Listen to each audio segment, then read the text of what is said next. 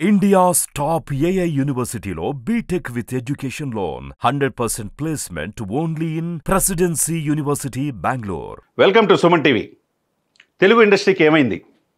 ఎందుకంటే సినిమా అంటే 3 గంటల వినోదం, సామాజిక చైతన్యం, ప్రజలకు అవేర్నెస్ చేసే సినిమాలు కావాలని అందరూ అనుకుంటారు.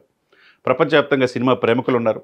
ఎందుకంటే ప్రధానమంత్రి మోదీ గారు కూడా వేవ్ ద్వారా చిరంజీవి గారితో పాటు దక్షిణ భారతదేశంలో అనేక మంది నటులను ఇన్వాల్వ్ చేసి ఇండస్ట్రీ అనేది, తెలుగు ఇండస్ట్రీ కాకుండా సినిమా ఇండస్ట్రీ అనేది గొప్ప వరం, ప్రపంచం అంతా మన వైపు చూడాలని చెప్పేసి ఇదిగా మోదీ గారు ప్రయత్నం చేస్తూ ఉంటే, తెలుగు ఇండస్ట్రీ మాత్రం కొంతమంది చేతుల్లోనే థియేటర్లన్నీ వాళ్ళ చేతిలో ఉన్నాయి.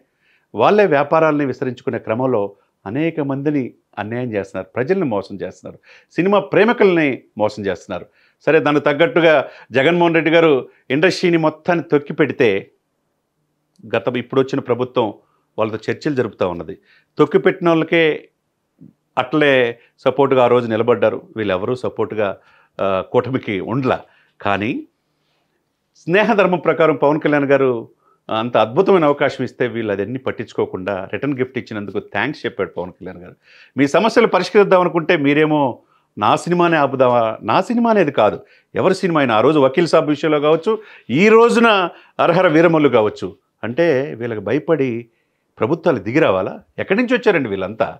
కాబట్టి జగన్మోహన్ రెడ్డి గారు ఆ రోజు పద్మవిభూషణుడు అయిన మెగాస్టార్ చిరంజీవి గారికి సత్కరించకపోతే ఎవరు ప్రశ్నించడం లేరు.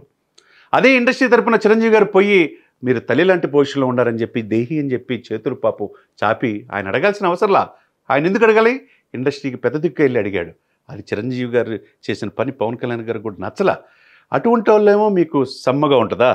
కానీ ఇప్పుడు మీకు చేస్తా ఉన్న వ్యక్తుల దగ్గరికి మీరు ఇంతవరకు ప్రభుత్వం తరపున వెళ్లకుండా, మరి అదే సమయంలో పక్కనున్న రాష్ట్రం తెలంగాణ రాష్ట్రంలో ఉన్న ముఖ్యమంత్రి రేవంత్ రెడ్డి గారు ఏం చేశారు? పద్మవిభూషణుడు అయిన చిరంజీవి గారితో పాటు మిగతా వెంకయ్య నాయుడు గారు, మిగతా వాళ్ళందరినీ కూడా శిల్పకళా వేదికలో సత్కరించి తన యొక్క విఘ్నతని చాటుకున్నాడు. అది జగన్మోహన్ రెడ్డి గారు కనపడలా. ఆ రోజు ఎవరు ప్రశ్నించలా. ప్రశ్నించింది ఎవరు? పవన్ కళ్యాణ్ గారు లాంటి ఒక్కళ్ళే ప్రశ్నిస్తూ ఉంటాడు సమాజంలో సమస్యలపైన.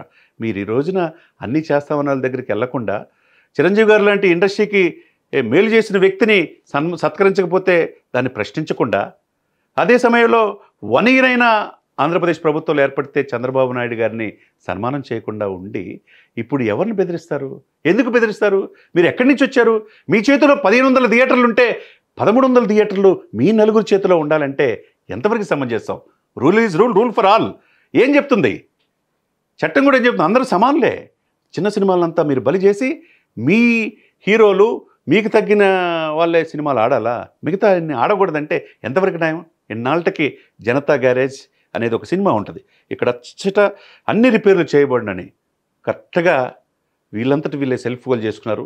ఎవరైతే అగ్ర నిర్మాతలని చెప్పుకునే నిర్మాత సంస్థల యజమానులు పవన్ కళ్యాణ్ గారితో పెట్టుకున్నారు. ఎవరితో పెట్టుకోకూడదో వాళ్ళతో పెట్టుకున్నారు.